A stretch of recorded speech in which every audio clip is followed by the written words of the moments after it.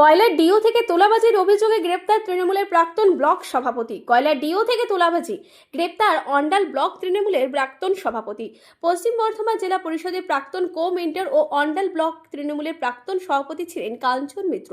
তিনি অন্ডালের শ্রীরামপুরের বাসিন্দা। তৃণমূল আমলে কয়লার ডিও থেকে তোলাবাজির অভিযোগ উঠেছিল। এলাকার মানুষকে ভয় দেখানোর অভিযোগ উঠেছিল।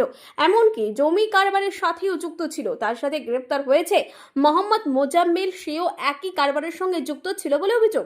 রাজ্যে বিজেপি ক্ষমতায় আসতেই জিরো টলারেন্স নীতি নিয়েছে রাজ্য পুলিশ। যাদের বিরুদ্ধে দুর্নীতি, সন্ত্রাস ও অবৈধ কাজকর্মের অভিযোগ ছিল তাদের বিরুদ্ধে অ্যাকশন নেওয়া শুরু হয়েছে। শুক্রবার রাতে এই দুজনকে গ্রেফতার করে অন্ডাল থানার পুলিশ। ধৃতদের শনিবার দুর্গাপুর মহকুমা আদালতে পেশ করা হয়।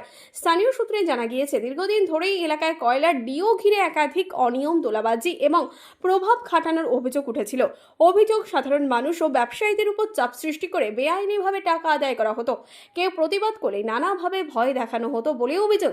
শুধু কয়লা ব্যবসায়ী নয়, জমি দখল ও জমি কেনাবেচার ক্ষেত্রেও একটি প্রভাবশালী চক্র কাজ করছিল বলে অভিযোগ উঠেছিল। সেই চক্রের সঙ্গে কাঞ্চন মিত্র ও মোহাম্মদ মোজাম্মেলের নাম বহুদিন ধরেই জড়িত ছিল। পুলিশ সূত্রে খবর, বেশ কিছু নির্দিষ্ট অভিযোগ ও তথ্যের ভিত্তিতে তদন্ত শুরু হয়। তদন্তে নেমে শুক্রবার রাতে অভিযান চালিয়ে দুজনকে গ্রেপ্তার করা হয়। ধৃতদের বিরুদ্ধে তোলাবাজি, হুমকি দেওয়া, বেআইনি আর্থিক লেনদেন সহ একাধিক অভিযোগ খতিয়ে দেখা হচ্ছে।